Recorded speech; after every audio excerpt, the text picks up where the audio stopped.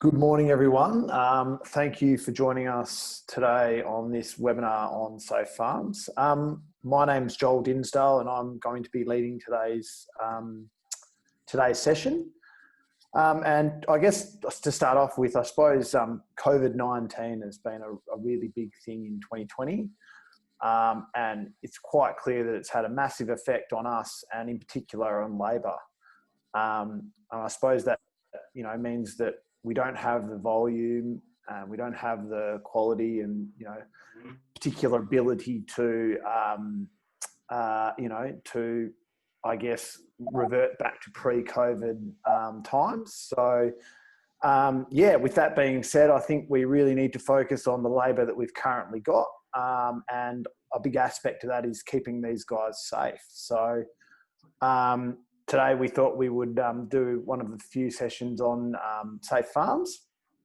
So we have Marie Gooch with us from Safe Farms today.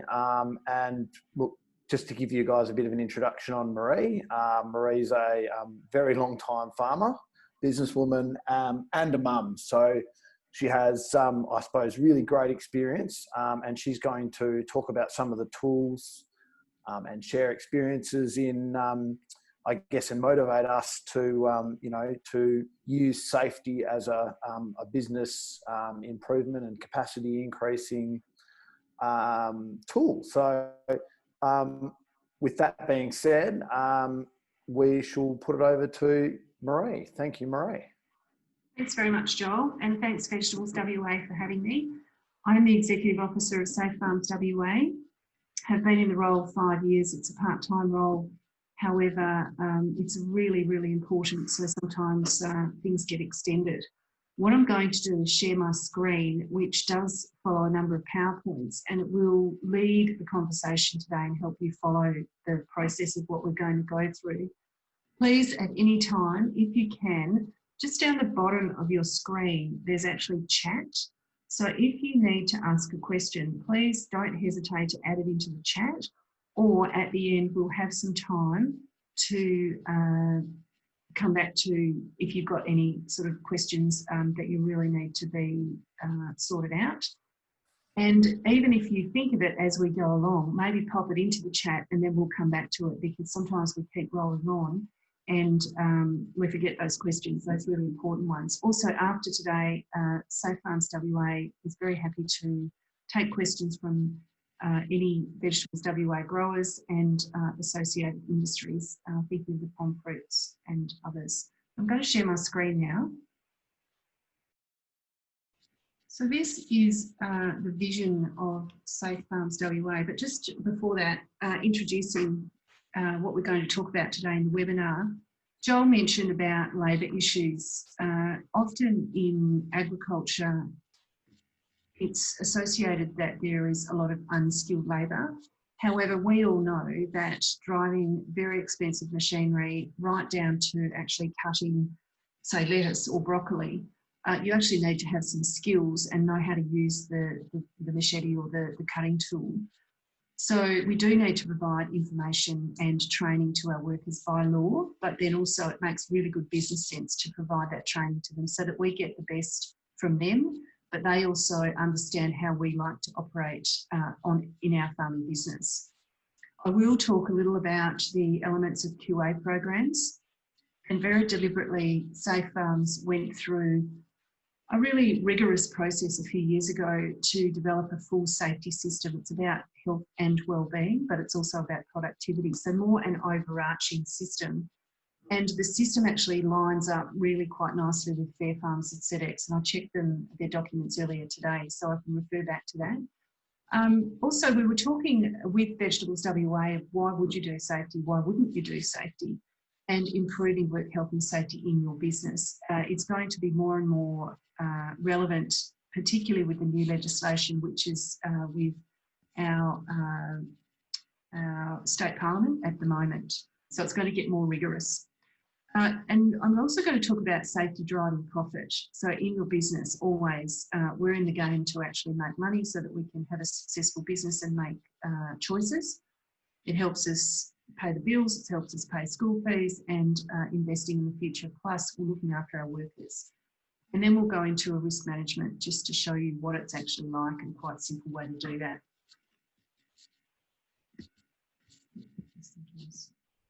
This is the vision of Safe Farms WA, and it's been, the organisation's been around since 1994, so 26 years. It's a not-for-profit. It was started for farmers by farmers, and there are still 4 farmers on the board of 8.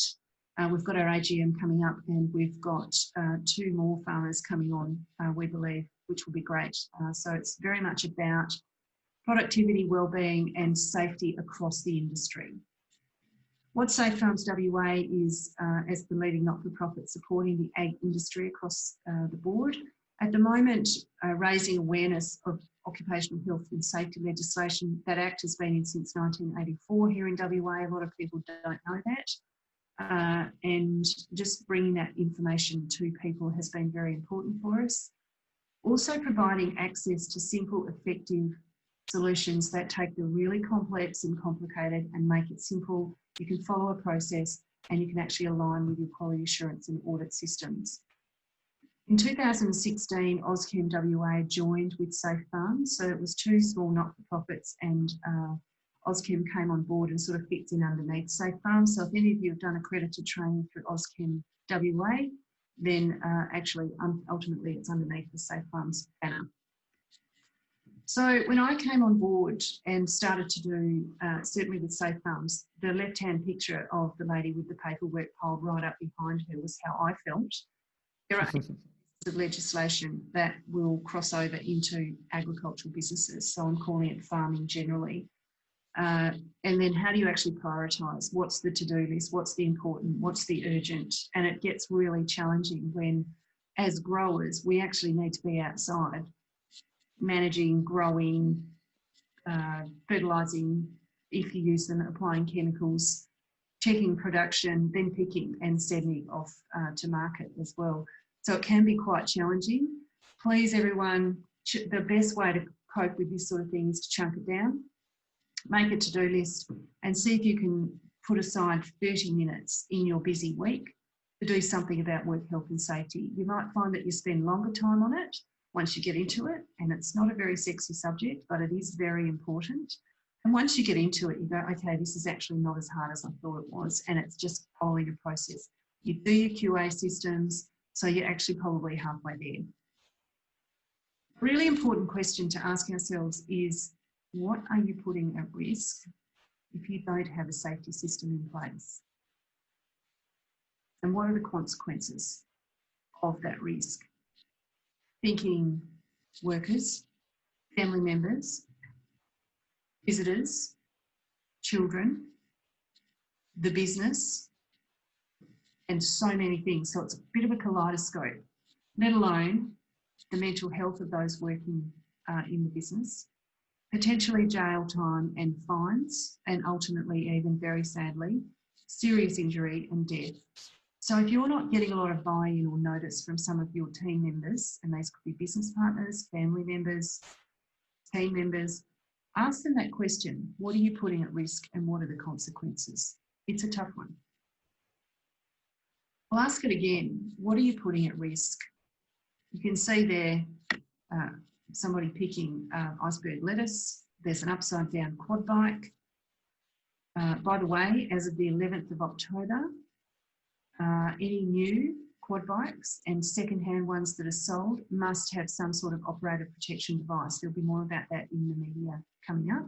That's from the AAAC because unfortunately, between January and the first week of July of 2020, 14 people were killed using quad bikes in Australia.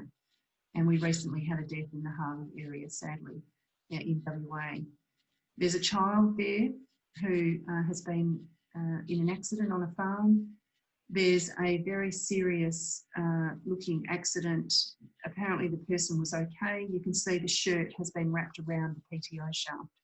So if you're using vehicles that have PTO shaft, and many of us will be, please everyone make sure you and your workers know about them.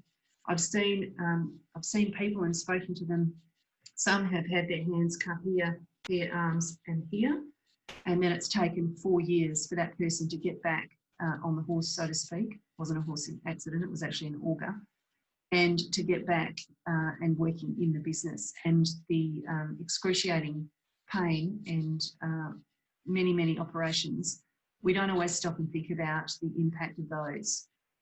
Many of us, certainly in the vegetable industry and associated industries, we might have some side enterprises as well, thinking cattle. So that's just there for an example. And then an example of cutting broccoli. You need to know what you're doing when you're actually working in the field. So often I hear, and these also came from my own husband when we were farming. I was farming for 25 years in various different locations around WA. It's going to take too long. What price do you put on your time? You are running very large businesses, and as such, you probably are worth an accounting wage. You may not pay yourself that. You may not take drawings to that effect, and you might do the wash up at the end of the year, because smart businesses do a lot within their companies and other organisations. That's what you're worth, basically, as a minimum. So it's going to cost too much. You don't have to do everything at once. It's a really good idea, again, to chunk it down, make some lists and prioritise what are the important areas that you need to focus on to now. Please, everyone, be aware of these words, practical and practicable. So it has to be practical, and it has to be practicable and applied to your business. Those are the words of WorkSafe inspectors. And also working towards compliance. So to try and do everything, remember I said there's 18 pieces of legislation that you somehow have to know about. This is just one. So the most important thing that you can remember is about working towards compliance, which is what WorkSafe are looking for. And it's not going to make us any more money. Well, you might not get a better price, or you might, through organisations like Fair Farms, Coles, Woolworths and SEDEX, if you do have farming systems and you prove to them that you've got these systems in place. So why wouldn't they give you a better price? However, it will potentially increase productivity for you. Businesses with safety systems are up to 38% more productive. 1% increase in productivity can impact your EBIT, operating surplus, earnings before interest and tax. They all mean the same thing. This is a banking rule of thumb. 1% increase in productivity could impact your EBIT by up to 10%.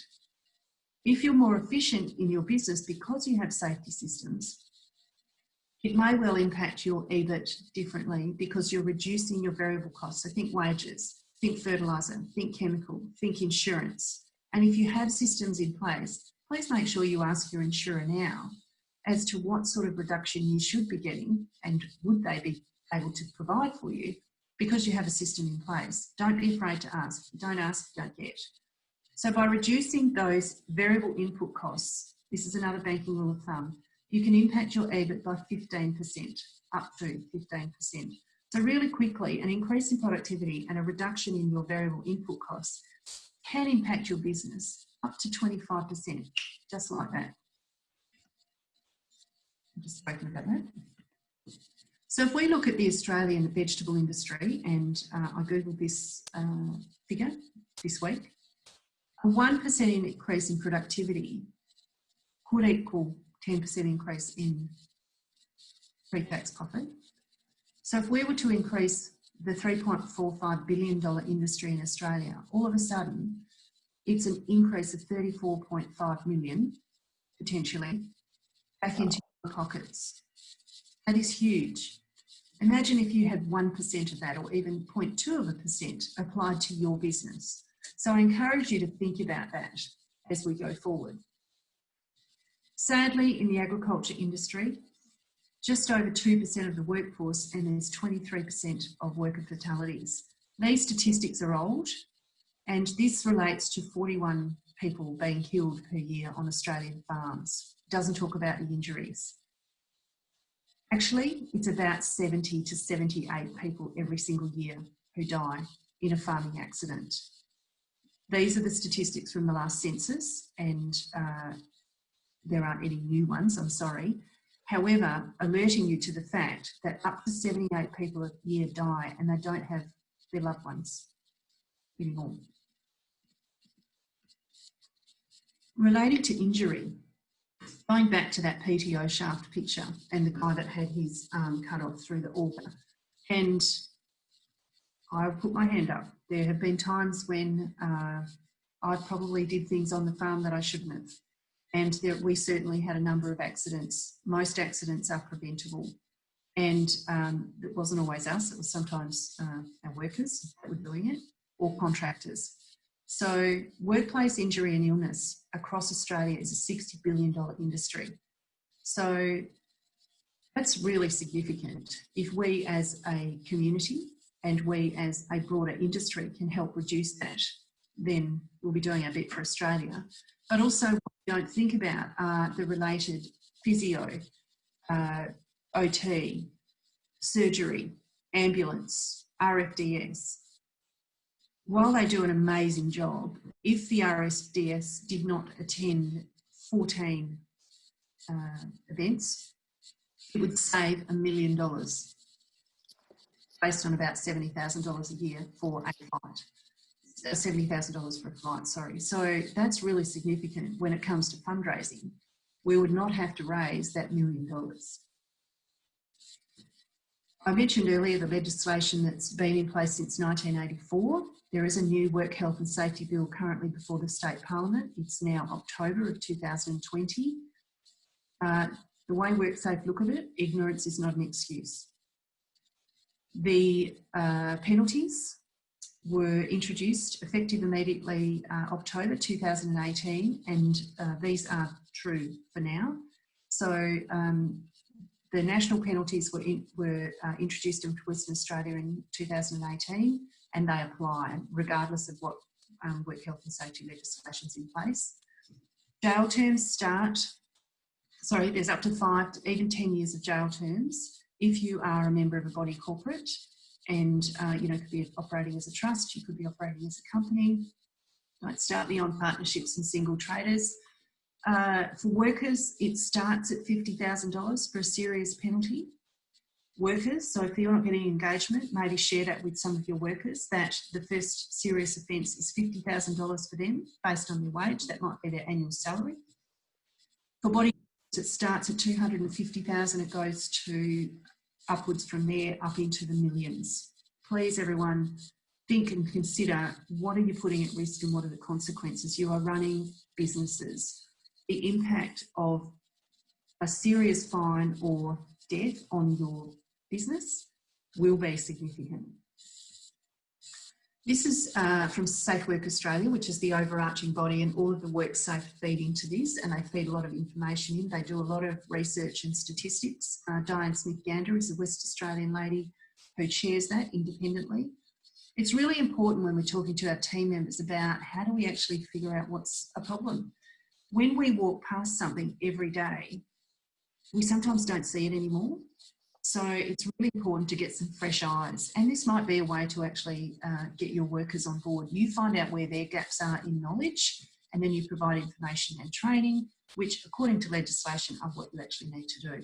So by identifying hazards and going, okay, what is a hazard here? And also is really important, assessing the risk, mitigating, managing and controlling those risks is the next step. And then check in with your team and your business members, business partners. What's working, what's not working, what do we need to do differently? Don't beat yourself up about this, just get started. Again, 30 minutes is a good start. If you can find another 30 minutes, great, but 30 minutes is a start.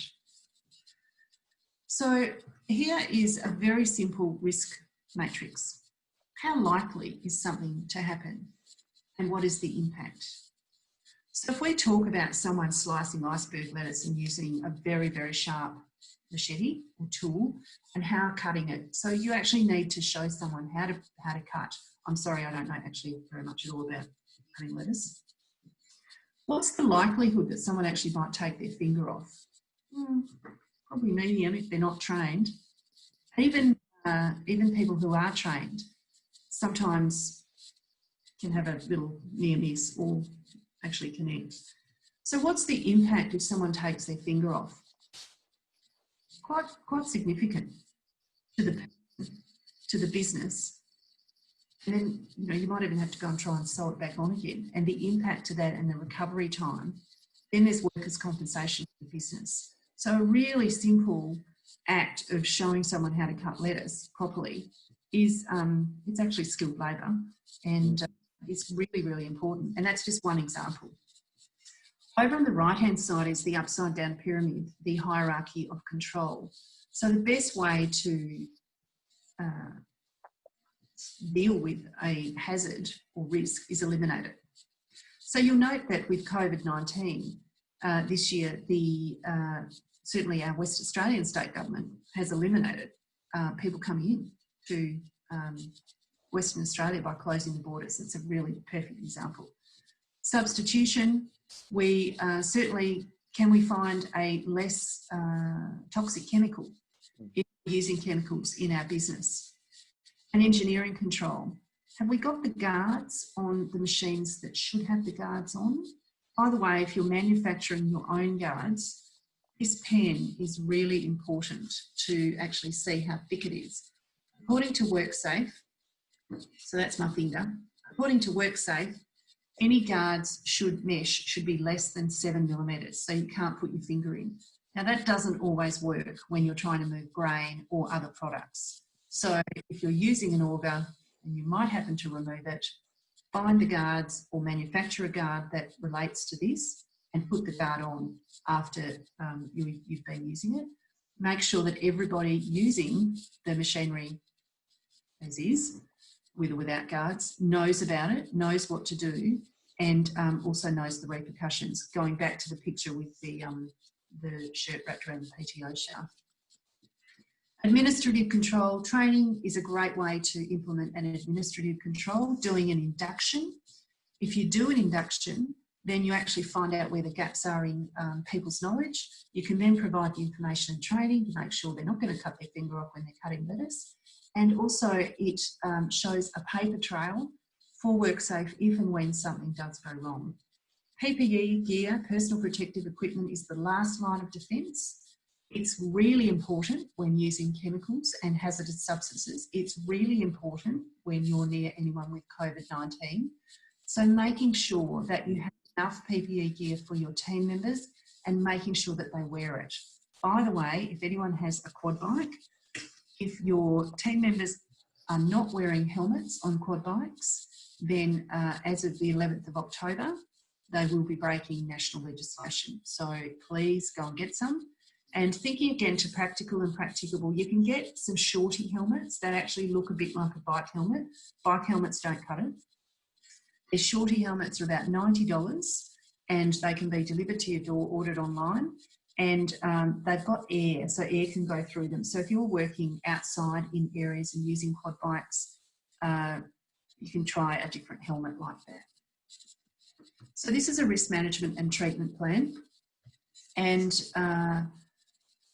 what we suggest is that you go through and with your team members, this is a really good way to break down communication and get people included. I've heard lots of feedback from people that food, like muffins or sandwiches and coffee and tea, is a great way where you get them in the workshop or even sometimes around the kitchen table or in the workshop, working together, and they help you and you help them identify hazards. So it's about working at it and looking at it with fresh eyes. Everybody looks differently. Everybody has their own cognitive bias, and everybody comes from a very background, so they've got a different view of the world.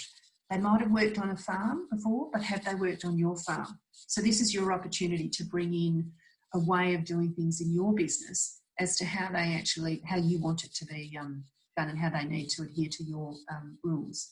So you describe the hazard, you choose the risk level matrix from that extreme, very high, low, the impact and how likely is it to occur, possible control options. This is where you find out about people's thought processes, who reacts differently in certain... I was doing one of these recently with a group of people, and one of the men put his hand up and he said, if there's blood, I'm going to faint. So if there's something that needs to happen here, please everyone, I'll be off doing something else, but I can't deal with blood, I'll faint and I'll probably be a liability. So just so you know that, and his team members had no idea. So it was a really good open conversation. The strategy, choosing the hierarchy of control, whichever it is, just gets people thinking slightly differently about how they would deal with risk. After treatment, what's it going to do? Hopefully it's going to bring it down a notch. Who's going to do it? By when? So accountability is really important. 95% of most change doesn't happen due to poor execution. So by putting in accountability of who, when and how's it going to be monitored are three really vital parts of going forward to make sure that risks are mitigated and controlled. So if I just go back to consequences of what might happen if someone did get their shirt caught and their arm is actually ripped off at the shoulder. And I do know of someone with this happen. So the physical impact and consequences are their arms ripped off at the shoulder, they've got ghost pains, many operations and the recovery of that. There's financial, that person can't work for say 2 years.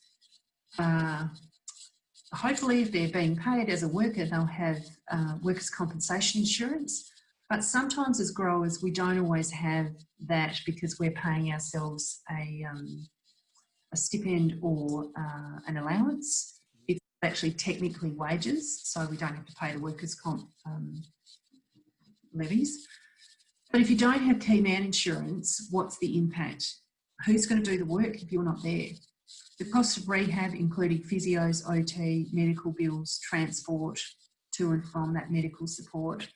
And then the impact that we don't always think about is the emotional impact to an accident. Post-traumatic stress disorder, depleted resilience, the effect on family members. So often we forget about those, and more this year, it's been really a lot talked about COVID and the impact of people not seeing people, people being really restricted in what they can and can't do, being in lockdown, and you know, some states more than others have been very challenged by that. The effect on people and their emotional stability has really been very different. The impact on friends and the community. They don't know how to talk to you if you've got your arm missing. And it's very long term. The effect on the local ambulance volunteers who may be friends, person who's been injured and they attended the incident, so they're dealing with a friend. So there's just all these other things that we don't often stop and think about, and you can use this video and webinar in the future to share with your team members. If it's a really hot day or it's a really rainy day, this would be a great one to share. So by going through and just showing you an example of doing this risk matrix and the communication tool, and these are available from Safe Farms and we'll share them. And it also forms part of the full package. This was done late last year, and it's about lead up to, say, picking and harvest. It could apply just as easily to sowing times. Everybody's stressed. What's the risk level of that? Well, actually, it's sort of medium to fairly high. What are the treatments options? Find ways to de-stress, easier said than done.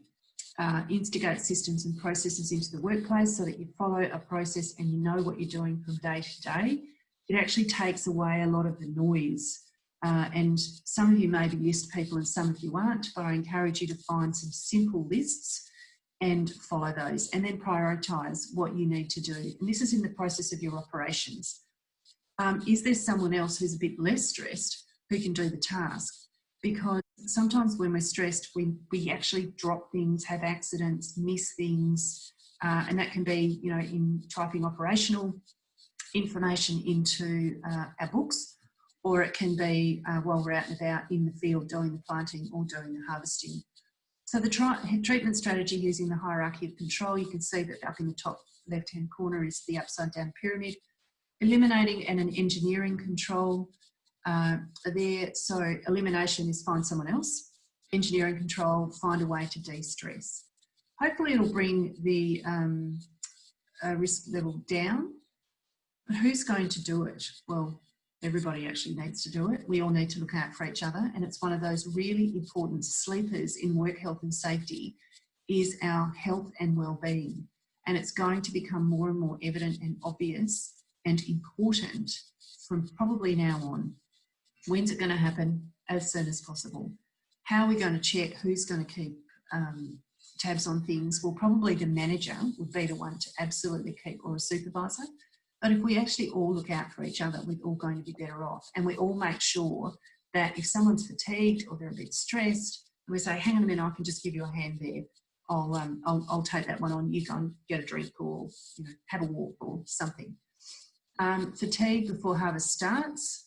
Interestingly, fatigue really can impact how we operate, and over a period of time, about 17 hours of being awake, it impacts our equilibrium and the way that we operate, almost like 0.05 of alcohol, 0.05 blood alcohol level. So if we're fatigued before we get going, what's the risk? Probably high, certainly medium, but probably high. How do we treat it? Take a break, talk to someone, get some help. And it's not always easy to get help. I get that. I understand it. Everyone's telling everyone to go and work and wander out yonder.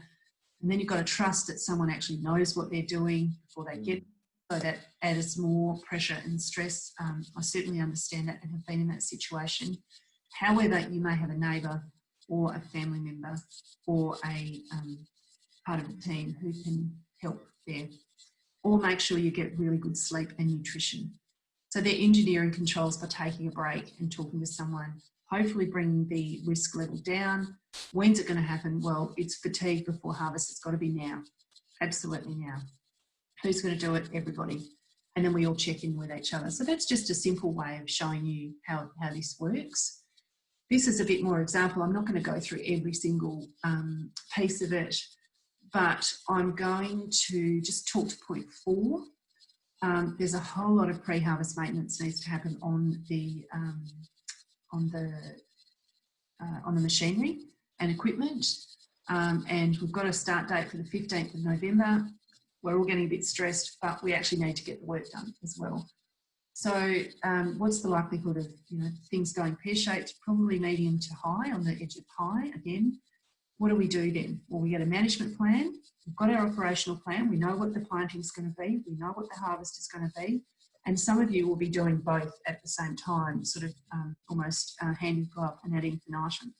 So with your operational management plan, schedule the vehicle maintenance around that, or get contractors in to actually go and do it, or take the machine somewhere else. It might cost a little bit of money, but it gives you peace of mind and it'll give you some breathing space, because you know that critical timing of harvest, when the vegetables are ready to go, the vegetables are ready to go, and you've got to be there to get them at the right time, even if it's early in the morning, late in the evening. Prioritise what needs to happen according to the skill set of your team and their availability. Get the team in and tell them what needs to happen. Sit them down. Some people call it a toolbox talk. Some people call it a safety meeting. Some people just say it's a chat. Don't overthink it. Get them in. Tell them what needs to be done.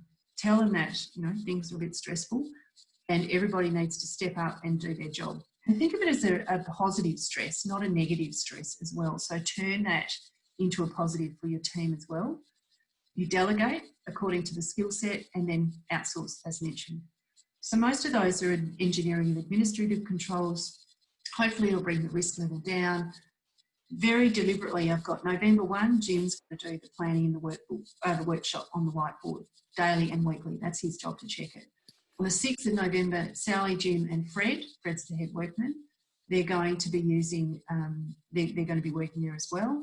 And then checking in on the 11th of November, knowing that the 15th is the day for harvest. So Jim, Sally, Fred, the wedgie, he's an Italian backpacker that's still left over from not going home from COVID. And Sean, an Irish backpacker, same. This could be one of those students who are wandering and working out yonder.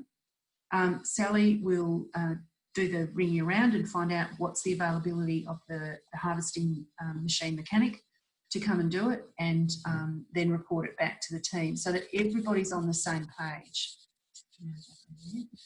And then Sally's also going to check the PPE gear and the first aid kits. So if you don't have first aid kits in your machines, please, $25, going back to that cost of safety. $25 for a St John's first aid kit. Think of it as a fundraiser for St John's or the local primary school, and get some. So we've just gone through that.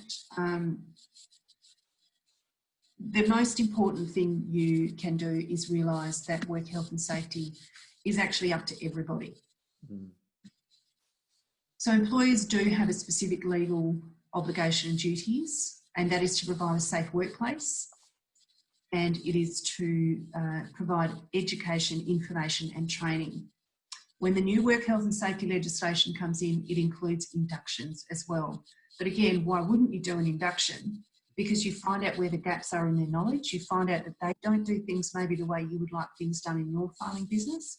And you can then provide the information and training which you're aligning with compliance of legislation. So you're kind of ticking the box, but at the same time, you're going to be developing communication and efficiencies in your business. Workers themselves have specific legal obligations and duties as well. They must look out for themselves, and they must look out for everybody else in the workplace. That can be visitors, contractors, employees, employers, volunteers, students, and most importantly, children. Because in many agricultural production systems, kids live on farms as well. We can't wrap them up in cotton wool. We know they're probably going to get into mischief because they're curious, and children don't have a filter of what's risky and scary and not. They just go and have a look. And speaking from my own experience myself and then with my children. However, workers, please everybody always look out for everybody else. Even, you know, beat the machine twice before you go anywhere, which might sound really weird and you think it's a bit over the top, but hey, that's going to possibly save a 2-year-old being run over. Mm. This is a really nasty picture, and there's a pretty clean break there. It looks like someone has had a ring on their finger. Most accidents are preventable. A large grain growing organisation did a survey of their members, and 65% of people thought that accidents were just common in agriculture and part of everyday farming. That is appalling. And that is why the Coles, the Woolworths, the Fair Farms and the SEDEX of this world are keen to look after you from 3 different areas, the triple bottom line: economic, social and environmental. It's important going forward that if you're aligning with those systems, that you get your systems in place for safety. Working alone and remotely can impact many people in agriculture in WA, and aligning with your safety systems and procedures and making sure that your team are well hydrated, well nourished, well rested is vital and important, and also making sure that they're in connection or you're in touch with them closely. I read in one of the systems that working 18 hours a day is as much as anyone's allowed to work.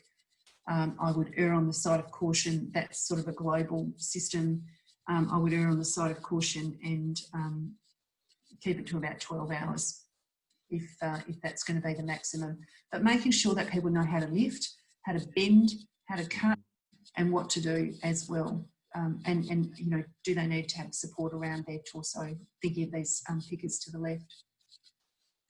Factors that cause fatigue, touching on these, and that sort of works for a lot of people working outside, but also for packers and those driving machines as well. You go round and round and round and round in circles. It's the same old, and you see it again, and then all of a sudden you hit a tree or the fence or something sad happens. So make sure your team are there. You can't look in their lunchbox every day, and if you're providing food for them, you can't be sure to know, you know, what are they actually eating.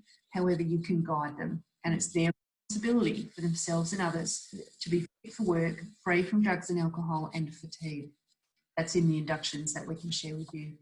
I just wanted to show you this one about the cycle of fatigue and the difference of how fatigue affects us in our working day. So after 3 hours, there's a bit of a jump in it, and it's probably got to do with nutrition. And then it sort of goes down again. Then there's another jump, and I'd say 5 hours, so around about lunchtime. And then many of us, depending on what we eat during the day, we actually have that after lunch slump, and you can see what's happened here. This is, there's been lots of studies done on this, and this is very much some generalisations of the statistics. And then you can see, so they've eaten lunch and, you know, their risk is going down. And so there's the after lunch slump, which is one thing, but then there's also after nutrition, the risk can go down. However, after 9 hours on the job, the risk goes up. And then after 12 hours on the job, it goes up significantly. So if we think about those working on long shifts of mine sites or picking vegetables, and you've got to do it when you've got to do it, I get that.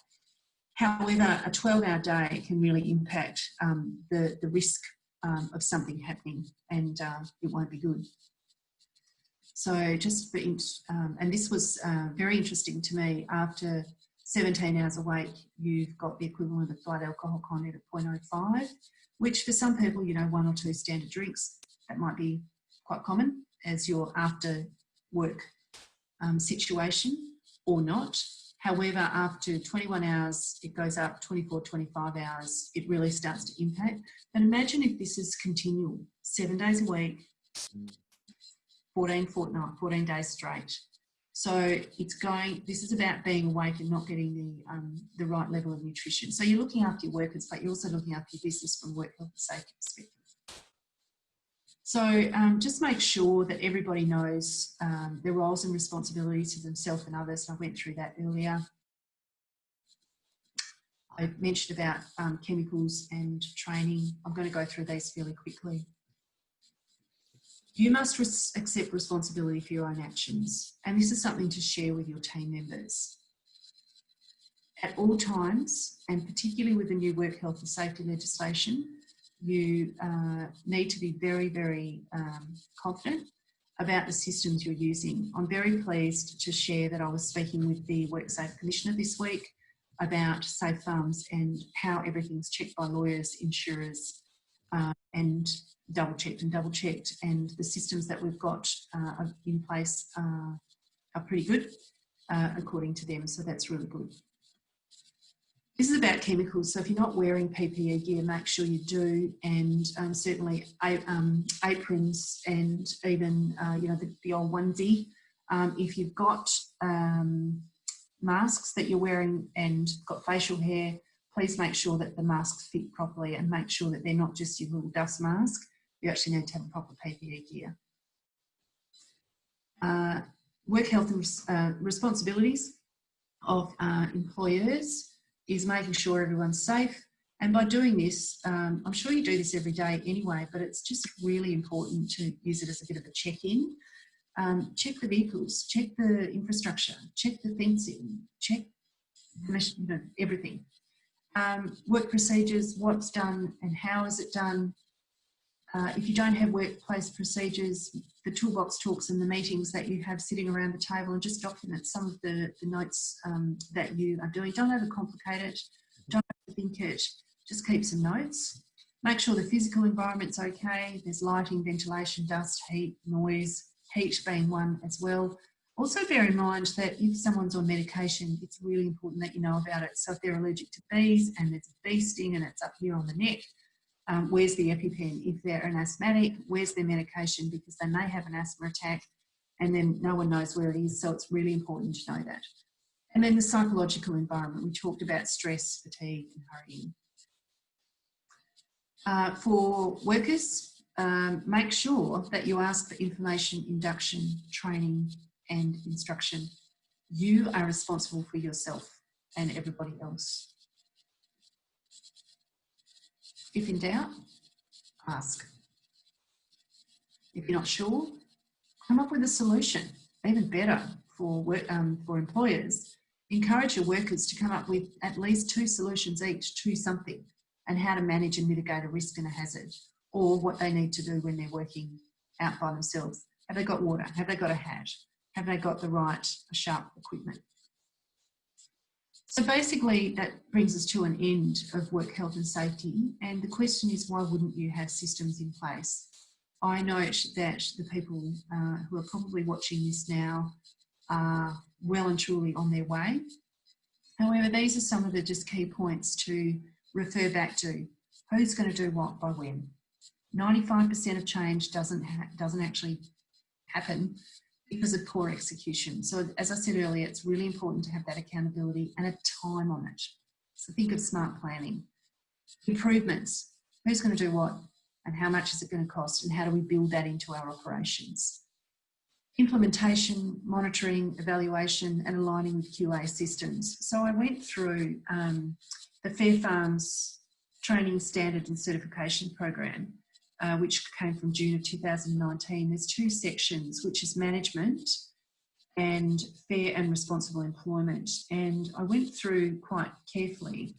The Safe Farms system aligns with Management 1.4, and it also aligns with fair and responsible employment, number 1, 3, Pacific Labour Scheme being one if you're using workers from the Pacific area. 4, 5 is education information. 6, that was the 18-hour day, refer to fatigue management.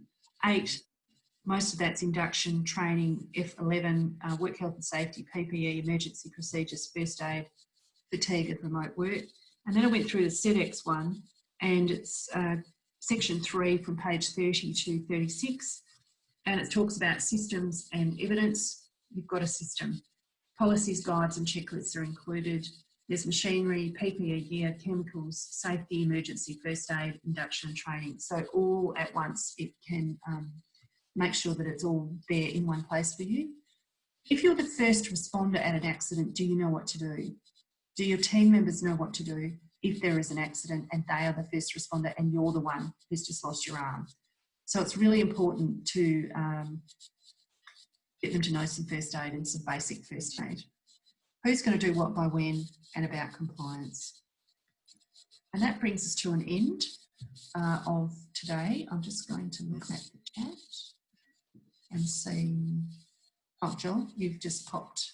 Oh, thank you, Joel. You've just popped the Safe Farms website into the chat room. So it's basically safefarms.net.au, not .com, safefarms.net.au. There is a fully customised comprehensive safety system that is available. We customise it to your business, and it's easy to go. It's electronic. We have a member portal, and everything you need is in there, and we have a specific area for vegetable growers, and that can be aligned with palm fruits and other horticulture areas. We're just about to launch a green card for ag safety, so it's $99. It's a full system, and it's actually aligned with a certificate 2 in work health and safety, and the ag colleges are using it, and we're just trialling it with 250 Murdoch University students who are first year vet students and going out to prac on farms. And we hope to be launching that towards the end of October. Our AGM is on the 30th. We're available to have a chat. Please, everyone, we're here. Don't hesitate to give us a call. Thank you for your time. Thank you so much, Marie. That was outstanding, and certainly loads of, I guess, food for thought. And I suppose my major take homes looking at my notes here is that, you know, really it is up to everybody, and the little things definitely count. So all these little 1%ers, you know, and I suppose for me thinking about it, simple as asking, how are you? Are you okay? That could make the difference between a very easy, I suppose, vegetable pick or a very much complicated one. So, and look, from personal experience, I've been involved in some, you know, pretty serious accidents on farms throughout my career, and look, it's just horrible, but it's a reality. So I guess we have to keep addressing it. And if, I guess, the supermarkets and other major retailers and buyers are asking for this, I think now is a great time to sort of start doing this. And, you know, wearing my fresh care hat, one of the new requirements in 4.1 is having documented procedures. And obviously, if you have a documented procedure, you then need to train your workers. So again, by adopting a safe farms approach or, you know, complying to fresh care, I suppose we can basically make sure that everyone gets home safely. But look, I've got a couple of questions here, Marie, so I thought I might fire them at you. What are some of the ways that we can test our farm safety systems in a safe environment? Have you got any suggestions there? Maybe can you give me an example? Do you mean like doing fresh eyes assessment? Yeah, like an audit, or you know, how can we do a gap analysis independent of our staff and people? You can invite WorkSafe into your business and onto your property, and some people find that quite alarming, and sometimes they're given work notices. Don't be scared of WorkSafe. They've actually come a long way in how they approach, and they're a lot more positive. They have a dedicated ag section, and they are the regulator, and they want you to actually do things right. Mm-hmm. Here at Safe Farms, we can do appraisals. They're not audits, they're appraisals, and it's a fresh eyes look at your business, and it's a 3-hour session. That's in addition to, and that's fee for service, but it's in addition to the actual safety system and subscription. And then there are private providers, and if you would like one of those to come through, we can put you in touch with a couple of people. But it could be anything between $5,000 and $10,000 for them to go through, and they go through everything with a fine-tooth comb thinking audit. So there's 3 different options that people can. Or it might be that one of the people in the business actually goes, I'm going to take a step back and I'm going to give this a go myself. We do have a number of checklists which align with the procedures, which align with the guides that are in the system, and you can do this yourself. And also on the Safe Farms website, there's a 30-minute checklist that's available to anybody. Grab that, start with that. It'll show you where there's some areas of where there's possibly some gaps. Don't take it as a negative, take it as a positive, and how are you going to fill that gap? Okie dokie. Now, I've got another question here. How can we get around things if we're not the greatest at paperwork and administrational duties? Have you got any tips there? A lot of the information that we've got is electronic. There's a member portal, so you go to the member portal, you click on something, all of it drops down, it's in electronic format. However, the paperwork is what WorkSafe and lawyers will look for if something goes wrong. Now, bear in mind, at the moment, this will change with work health and safety. At the moment, you don't have to have paperwork, but it's the first thing that they ask for. Then they'll start to interview your team members to see if you actually are talking the talk and walking the walk. Mm. So thinking a trick that I use for myself and often as a facilitator share with people, have you got 30 minutes in your busy week, not your day, your week?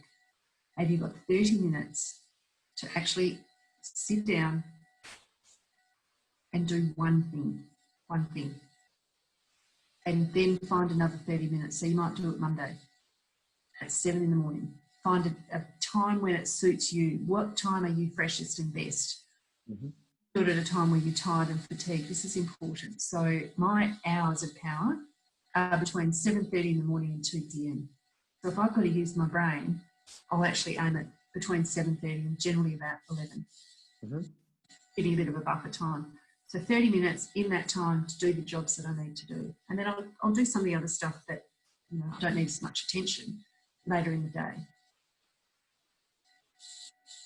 Yeah, I think it's really about knowing yourself and your business, you know, certainly on some levels. but managing it can also be a difficult thing. But have you got any tips on sort of communicating with workers? And I mean, obviously we've got, you know, backpackers, we've got full-timers, we've got part-timers, we've got family, we've got kids. So, you know, I think communication is really, really critical and key. Have you got any tips on that front? Well, it depends on the size of your workforce, I think. If you're a family business and you've got a few people working for you and some seasonal workers, it's probably going to be a lot easier than multiple people coming through the business each week. If you've got a larger business and you've got multiple workers coming through, then you may actually need to put some resourcing to a dedicated person to help manage that. And find someone, even if it's an external person or consultant, to come in and give you a hand there to actually help you manage that. So there's industrial relations, there's human relations, and there's work health and safety. There's three of those pieces of legislation that cover agriculture. And it might be that you find someone that's actually loves this sort of thing, and they will take it and do it for you. If they love it and they're efficient at it and it's easy for them, then they'll probably get it done in half the time that you will as well. And you still need to oversee it as the manager and the supervisor, and know that it's your business, so you're signing off on it. But it just might help you get over the hump. The other thing is to play to your strengths. So understand what you're good at, do what you're good at, and potentially delegate to another family member as well. Regarding communication, I actually think it's really important to understand how we communicate. Is English the second language of someone that's working for us? Do we actually listen to hear or listen to respond? So, you know, you might even just want to do a fun thing like click colours amongst your team members, which is 4 cards. They're $25 each, available from Click Colours. Get a set of 10 and do it with your workers, sitting around a table, have a bit of fun, maybe yellow, blue, red or green, and you actually start to realise how they think and how they work about doing things, and then put them in areas and situations where they play to their strengths as well. But if your message isn't getting through to your team or business partners or loved ones, you may need to actually change the way that you're delivering your message. And it could be in printing, it could be in picture format, it could be verbal as well. Listens and learns differently. Look, I've got another question here. Coming back to the communication things. What about for those growers that are Vietnamese or have workers that really don't speak any English? Is there any tools that are available that you know, that are accessible to growers at all? The OzChem training can be delivered through an interpreter, which Truyan Bo, who is the amazing Truyan Bo from Vegetable Way. And I personally have actually facilitated workshops with Truyan, so he is very good ensuring that that's there. The really tricky part of it is that often the quality assurance systems and the safety systems and the chemical labels, etc., safety data sheets, are in English. So it's going to be important for anyone with English as their second language to make sure that they have the systems in place to be able to interpret and understand, very importantly, understand what is necessary here.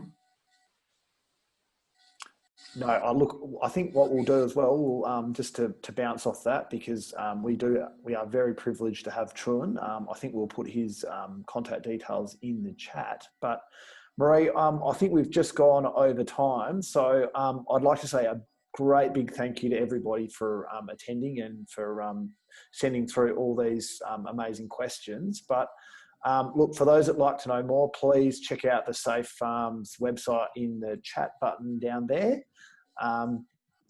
or contact Vegetables WA or your other peak industry bodies, and we would love to assist. But thank you so much for your time, everyone.